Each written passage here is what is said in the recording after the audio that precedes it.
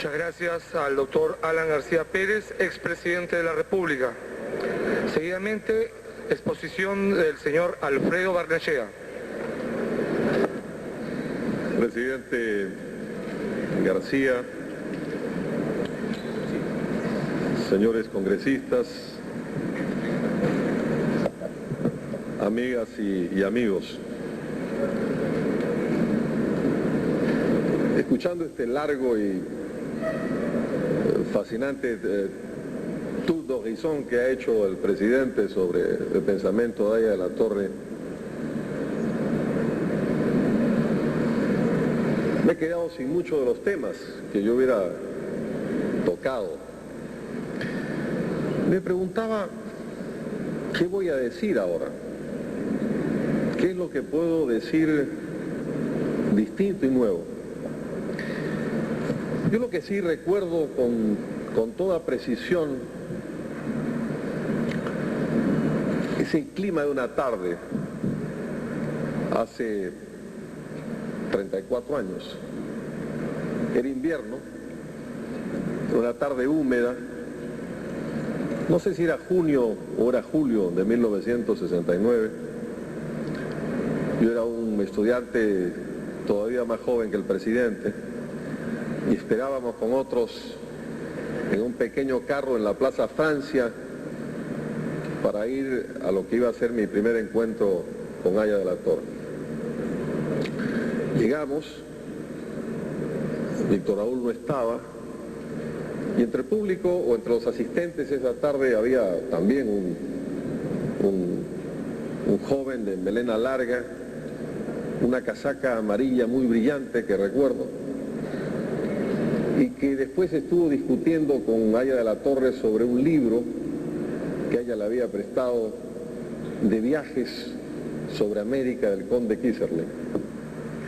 Obviamente el joven al que hago alusión es el expositor que me ha antecedido en el uso de la palabra.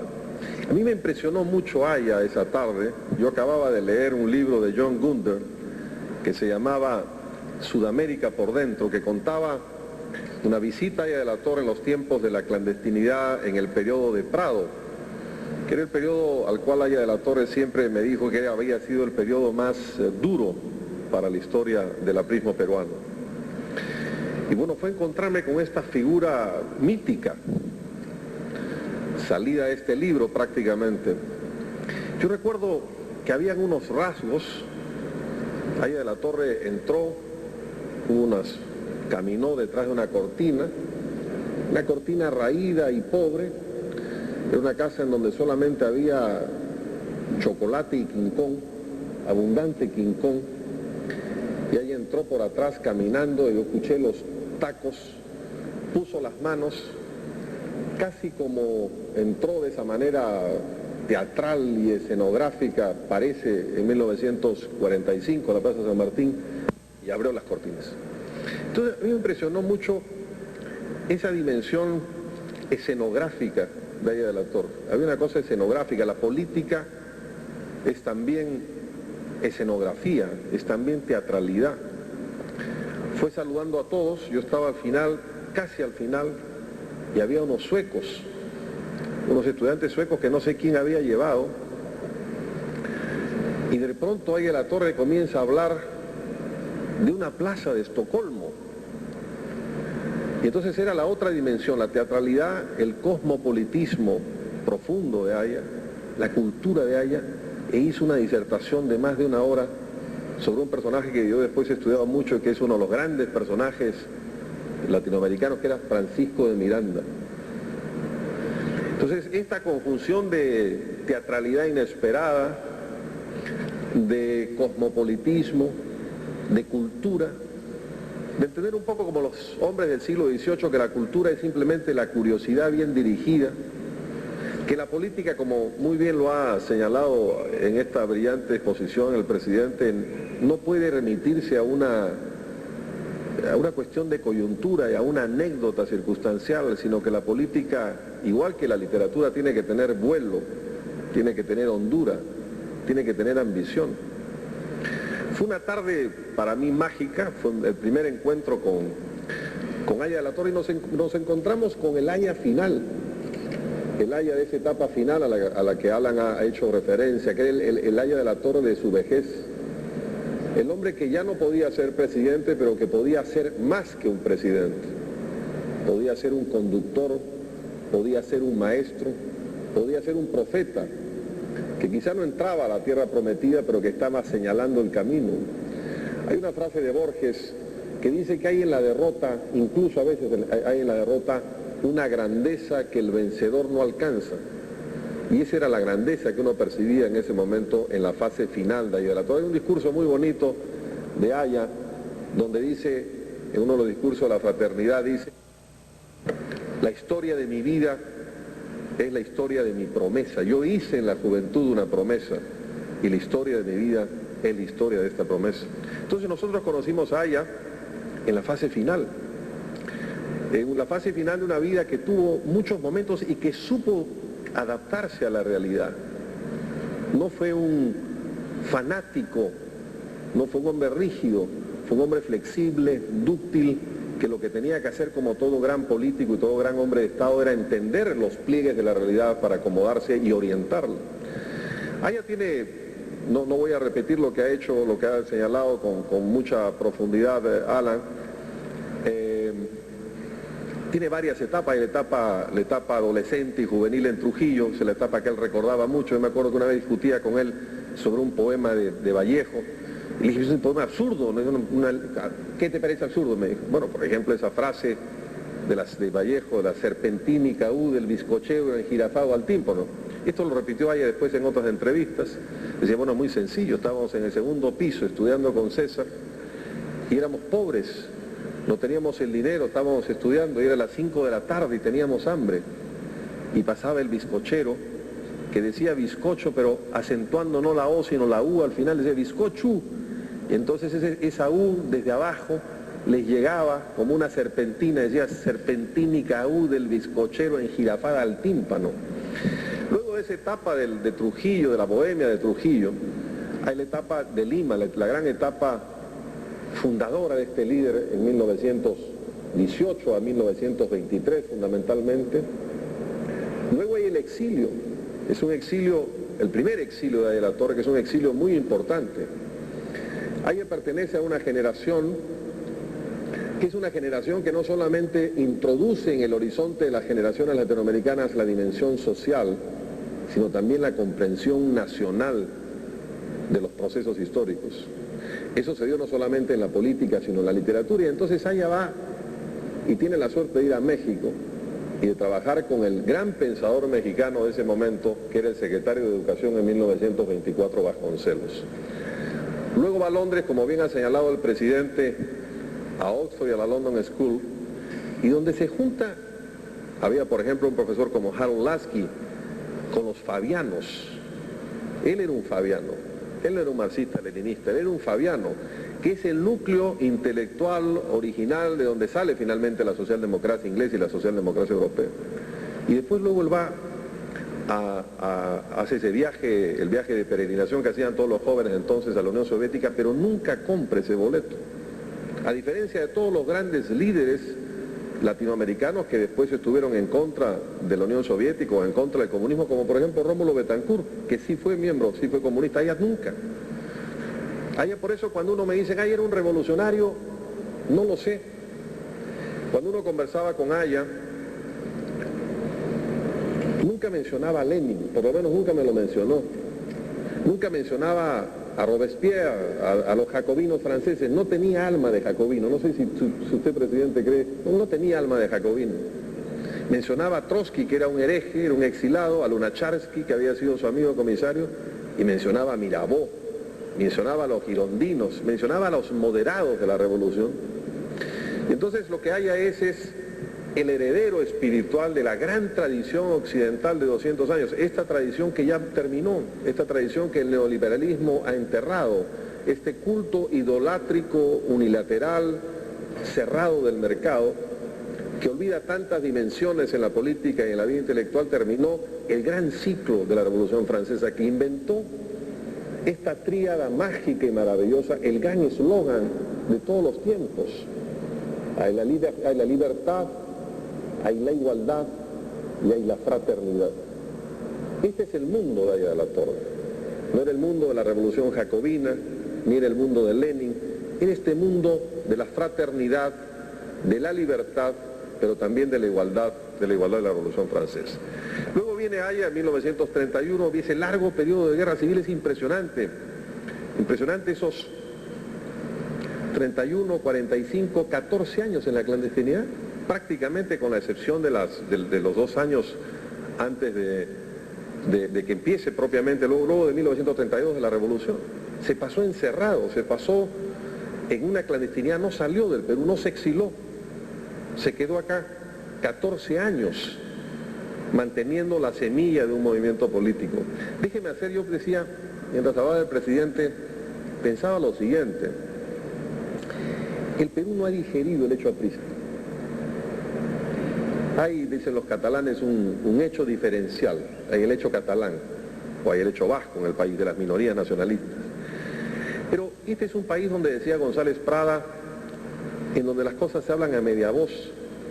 Haya no trajo la media voz, trajo una voz flamígera, una prosa inflamada, intelectualmente moderada, pero que hablaba claro. Este es un país donde es difícil tomar los compromisos, cuesta mucho tomar los compromisos, en muchos aspectos. Este es un país que busca más bien la componenda y el arreglo. El APRA trajo una definición, trajo un compromiso. Era difícil ser aprista. Al mismo tiempo, y no hay grandes libros, no hay grandes novelas sobre la épica aprista. El APRA lo que le dio, yo conversaba con muchos viejos apristas hace años, recuerdo hacia 1980, un día en el Hotel Bolívar con el presidente y con otros viejos apristas, hoy exilados en Estados Unidos, decía: yo era un serrano de Huancavelica, que era nadie. Y en una sociedad atomizada y fragmentada, ¿qué me dio el aprismo? Me dio una identidad, me dio un sentido de pertenencia. Yo dejaba de ser nadie para pasar a ser alguien en una fraternidad en movimiento. Pero este hecho diferencial, obviamente, al propio tiempo el aprismo tuvo que, por razones naturales y comprensibles, segregar sus propias defensas, segregar sus propios rituales, segregar sus propios símbolos, que al mismo tiempo que daban un sentido de pertenencia, segregaban al resto. Esto es una cosa que obviamente en el futuro tuvo que cambiar, pero esto fue lo que el aprismo les dio. Y en consecuencia, pensaba mientras hablaba del presidente que hay este núcleo duro en la historia republicana del Perú que ha sido el aprismo, pero que ha sido difícil y es difícil de digerir. No sé si esto tiene que ver con las etapas de Haya, pero una reflexión que quería hacer. Luego viene el gran momento de Haya, que es el momento, en mi opinión, el momento de la reflexión, el momento en que está encerrado de otra manera en la Embajada de Colombia, donde lee libros increíbles, se hace amigo de los embajadores franquistas, lee libros sobre la historia de la Iglesia, se hace un especialista en el Concilio de Trento. Una vez le pregunté: ¿pero dónde sabe usted? Que yo leía los libros que me prestaba el embajador Castilla, y estos eran los libros que tenía. Y es el gran momento, el 45 y el 48, con el Frente Democrático, que es, como ha dicho el presidente, el impacto de Roosevelt. Roosevelt, que ni era un marxista, ni era un liberal, era un hombre flexible, un hombre que lo que quería era inventar. Era un hombre que lo que estaba era conectado de una manera intuitiva con las fuerzas del futuro, que no tenía ningún empacho en tener colaboradores de una tendencia, de otras, y que realmente fue la gran transformación. El presidente ha mencionado varios ejemplos. Hay otro ejemplo de Roosevelt que me gustaría señalar, muy actual para las economías regionales. Hizo, por ejemplo, el Tennessee Valley Authority. Juntó regiones, juntó varios estados para, bajo una autoridad autónoma, crear un macroproyecto de desarrollo. Roosevelt inventó el futuro. Fue realmente uno de los momentos cenitales en América. Y es ahí donde está el famoso libro de Haya, y después de la guerra qué, y donde nace este concepto interamericano que se adelanta, si el presidente me permite agregar esto a lo que él decía, se adelanta no solamente al BID, o al ALCA, o a la integración andina, se adelanta a Europa. Cuando Haya de la Torre plantea ese espacio económico sin fronteras, Jean Monnet no ha inventado todavía la alianza del carbón y del acero entre Alemania y Francia, y no hablemos ya del Tratado de Roma. Esta era la capacidad, la dimensión profética, la dimensión intelectualmente mesiánica, en el buen sentido de la palabra, de Mesías, de adelantado, de visionario, de Haya de la Torre. Luego viene, de esta etapa viene el exilio europeo, ¿no? Lo que yo llamo la fase italiana de Haya de la Torre. Va a Italia, va a Roma, descubre el encanto del Vaticano, pero descubre sobre todo, como bien decía Alan, en este libro fundamental de Haya, que es uno de los grandes libros de Haya, un libro poco leído por los apristas, que es el libro sobre la Europa nórdica. Descubre que hay este mundo socialdemócrata por el cual está luchando él durante mucho tiempo, que está plasmado y que ha convertido a sociedades muy pobres, como Suecia, en el curso de muy poco tiempo, de casi una generación, no solamente en una sociedad desarrollada, sino una sociedad igualitaria. Bueno, yo quería terminar, para no ser abusar del protocolo y hablar después del presidente muy largo, yo quería decir muy pocas cosas. ¿Cuál es el aporte de Haya? Yo creo que el aporte fundamental, lo ha señalado Alan hace un momento, y es un punto de vista original sobre la historia. Cuando los europeos descubrieron América, descubrieron que todo era distinto y todo era nuevo. Descubrieron animales nuevos, descubrieron árboles nuevos, descubrieron seres nuevos. Todo tenía un nombre por inventarse. Por eso Germán Arciniegas dice de una manera graciosa que la independencia de América Latina no se hizo a principios del 19, sino con la conquista. Porque el primer europeo que cruzó el Atlántico y descubrió el hecho americano, y era un americano, y era un personaje distinto a Europa. En consecuencia, América es distinta, América es otra cosa. Y esto fue la revisión fundamental de Haya. Marx, que había hecho de manera muy brillante los estadios, la sucesión de modos de producción, los estadios históricos, nunca entendió América Latina, ni nunca entendió el Asia. Por eso es que Marx dijo una enorme cantidad de estupideces sobre la India o sobre Bolívar, denigró a Bolívar. Haya de la Torre se dio cuenta que él estaba parado en un equinoccio distinto, que él estaba parado en otro paralelo, que él estaba parado en otro mundo, y que este mundo tenía que pensarse de otra manera, y que las cosas que en Europa eran la última etapa, por ejemplo, del capitalismo, en América Latina eran la primera etapa del capitalismo. Esta es la fuerza intelectual, la fuerza conceptual revolucionaria de Haya de la Torre. La segunda, obviamente, es la que él en 1927, cuando va a un congreso antiimperialista en Bruselas, donde está mucha gente, está por ejemplo Ho Chi Minh, el gran líder de Vietnam, estaba él, que hubiera podido ser el gran líder latinoamericano del comunismo, que hubiera podido ser el jefe de la iglesia mundial en América Latina, renuncia a ese papel.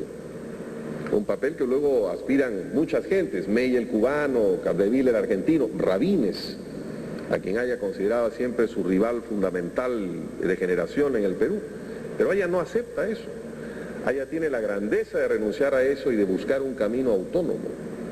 Ese camino yo creí que cuando Alan mencionaba el libro de los años 70, no era el de Viernes, pero también el de Rebel. ¿Te acuerdas que él estaba muy fascinado con la cosa de Rebel, de ni Marx ni Jesús?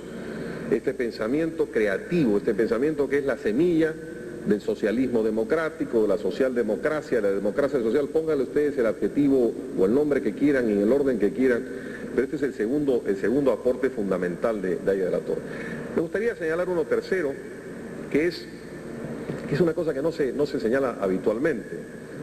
Algunos de los grandes personajes de la historia de la República, pero fundamentalmente Haya, que tenía todo, por Haya de la Torre no es que votaran, por Haya de la Torre estaba la gente dispuesta a dejarse matar. En consecuencia, qué legitimidad carismática tan profunda, era una legitimidad casi religiosa, muy difícil de sustituir. El presidente puede tener, y de hecho tiene un liderazgo político, pero ese era un liderazgo casi religioso, imposible de repetir.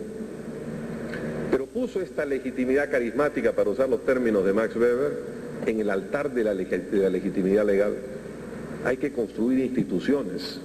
Entonces yo creo que esta es otra de las grandezas que hay que rescatar de Víctor Raúl Haya de la Torre. sus teorías, qué es lo que está vigente. Mientras hablaba el presidente yo pensaba, pero ¿qué es lo que realmente está vigente? ¿Dónde vamos? De aquí en adelante, ¿cuál es el camino?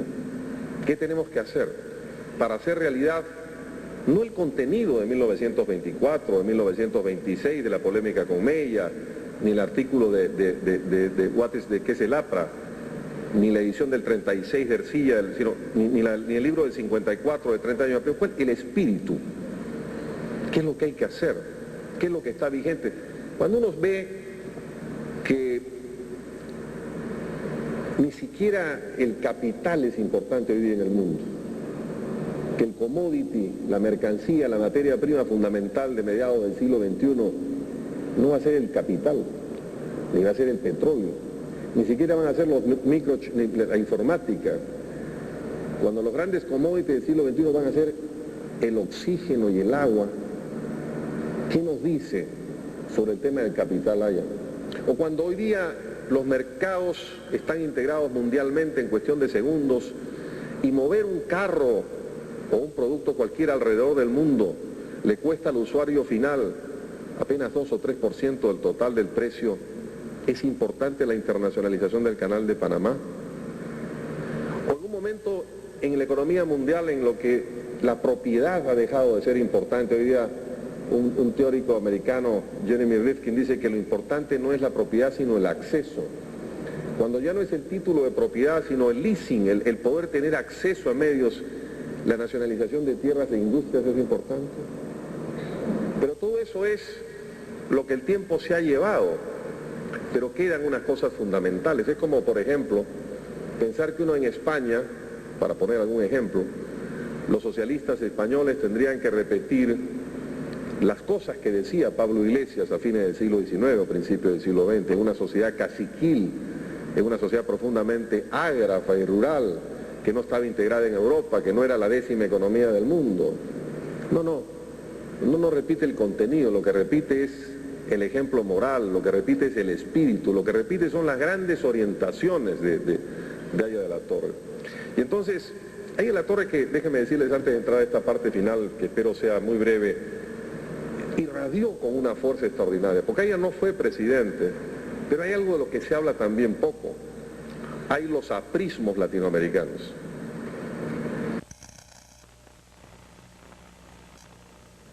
Haya de la Torre y Belaúnde se hubieran entendido.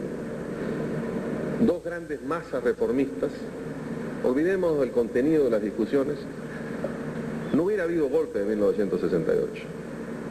Hubieran marginalizado a los militares, dándoles el lugar que les corresponde, pero sin la primacía que tuvieron después. Hubieran marginalizado al poder oligárquico y al poder económico, que siempre tiene que estar subordinado al poder democrático. Y el Perú, que en ese momento era un país que estaba en la cresta de la ola económica en América Latina, mucho más grande que Colombia, por supuesto mucho más grande que Chile. En ese momento en que apenas hace 4 años había empezado el Frente Nacional Colombiano, nosotros hubiéramos agarrado una gran ola de crecimiento económico.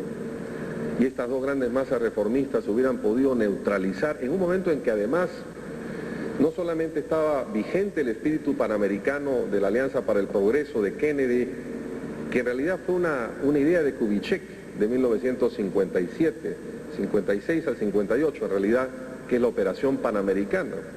Había un clima de cooperación continental, América Latina hubiera sido distinta. Entonces yo decía que cuando uno se reúne a rendir tributo a los tótems, siempre uno siente una cosa mágica. El otro día el presidente tuvo el tino de bautizar el auditorio del Instituto de Gobierno con el nombre de Basadre, que es otro tótem, cada uno a su manera, enfrentados en el pasado, pero todos forman parte del acervo común del Perú. Y uno siente siempre cuando se reúne que hay unos rostros anónimos, y sobre todo unas voces invisibles, unas voces inmemoriales que uno escucha. No sé si son las voces de los miles de presos del movimiento de Haya, de los miles y miles de exilados, de los miles de huérfanos del APRA, de los miles de hombres y mujeres que construyeron una ilusión. Son esas voces que siempre se vuelven a presentar y que están un poco en sordina y un poco silenciosas. Nosotros, y con esto termino, no somos capaces de estar a la altura de Haya, nosotros somos Hay un cuento muy bonito que dice que cuando uno se enfrenta a estos gigantes, uno es un enano. Nosotros somos enanos que no estamos a la altura del gigante. Pero si nosotros, que no tenemos el tamaño del gigante, usamos al gigante y nos subimos en los hombros del gigante, vamos a ver más del gigante. Y eso es lo que hay que hacer con las grandes figuras como Aya de la Torre, hay que subirse sobre los hombros de ellos para mirar más allá, porque lo que Aya nos enseñó es que hay un más allá, que hay un país más allá de las fronteras de la discordia, hay un país de tolerancia y hay un país de equidad, y que más allá de esas fronteras de intolerancia hay un mañana, que no es un mañana perfecto, pero que es un mañana de justicia, y ese es el gran mensaje fundamental de Aya de la Torre. Hay un mañana, y ese mañana es un mañana en donde todos los peruanos vamos a crecer con igualdad. Muchas gracias.